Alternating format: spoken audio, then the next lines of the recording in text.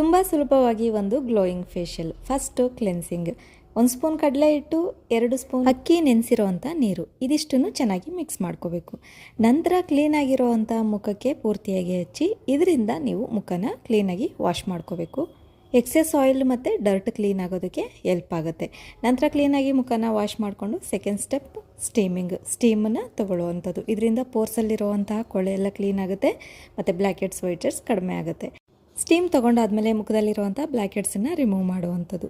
Next ಸ್ಕ್ರಬ್ಬಿಂಗ್ಗೆ ನಾನಿಲ್ಲಿ ಬಳಸ್ತಾ ಇರೋವಂಥದ್ದು 1 spoon aloe vera gel, ಅರ್ಧ ಸ್ಪೂನ್ನಷ್ಟು ಕಾಫಿ ಪೌಡರು. ಇದಿಷ್ಟನ್ನು ಚೆನ್ನಾಗಿ ಮಿಕ್ಸ್ ಮಾಡಿಕೊಂಡು ಮುಖಕ್ಕೆ ಪೂರ್ತಿಯಾಗಿ ಹಚ್ಚಿ ಸರ್ಕ್ಯುಲರ್ ಮೋಷನಲ್ಲಿ ನಿಧಾನವಾಗಿ 2 ನಿಮಿಷ ರಬ್ ಮಾಡಿ ನಾರ್ಮಲ್ ವಾಟರಿಂದ ಫೇಸ್ ವಾಶನ್ನು ಮಾಡ್ಕೋಬೇಕು.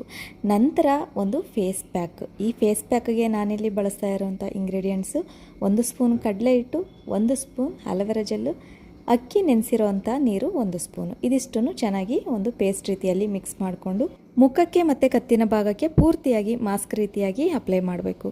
ಅಪ್ಲೈ ಮಾಡಿದ ನಂತರ 20 ರಿಂದ 25 ನಿಮಿಷ ಅದನ್ನು ಹಾಗೆ ಡ್ರೈ ಆಗೋದಕ್ಕೆ ಬಿಟ್ಟು ಕಂಪ್ಲೀಟಾಗಿ ಡ್ರೈ ಆದಮೇಲೆ ನಾರ್ಮಲ್ ವಾಟರಿಂದ ಫೇಸ್ ವಾಶನ್ನು ಮಾಡ್ಕೋಬೇಕು. ಕೊನೆಯದಾಗಿ ಒಂದು ಫೇಸ್ ಸೀರಮನ್ನು ಪ್ರಿಪೇರ್ ಮಾಡ್ಕೋಬೇಕು. ಇದಕ್ಕೆ ನಾನಿಲ್ಲಿ ಬಳಸ್ತಾ ಇರೋವಂಥದ್ದು ಅಕ್ಕಿ ನೆನೆಸಿರೋವಂಥ ನೀರನ್ನು 2 ಸ್ಪೂನ್ನ ತೊಗೊಂಡಿದ್ದೀನಿ. ಹಾಗೆ ಅರ್ಧ ಸ್ಪೂನ್ ಅಲೋವೆರಾ ಜೆಲ್ಲು. ಚೆನ್ನಾಗಿ ಜೆಲ್ ಕನ್ಸಿಸ್ಟೆನ್ಸಿ ಬರೋವರೆಗೂ ಮಿಕ್ಸ್ ಮಾಡಿಕೊಂಡು ಒಂದು ಕಾಟನ್ ಉಂಡೆ, ಹತ್ತಿ ಉಂಡೆನ ತೊಗೊಂಡು ಅದರಲ್ಲಿ ಡಿಪ್ ಮಾಡಿ ಮುಖಕ್ಕೆ ಪೂರ್ತಿಯಾಗಿ ಹಚ್ಚಬೇಕು. ಮುಖಕ್ಕೆ ಪೂರ್ತಿಯಾಗಿ ಹಚ್ಚಿ ಆದಮೇಲೆ ಮತ್ತೆ ತೊಳೆಯುವಂಥ ಅವಶ್ಯಕತೆ ಏನಿಲ್ಲ.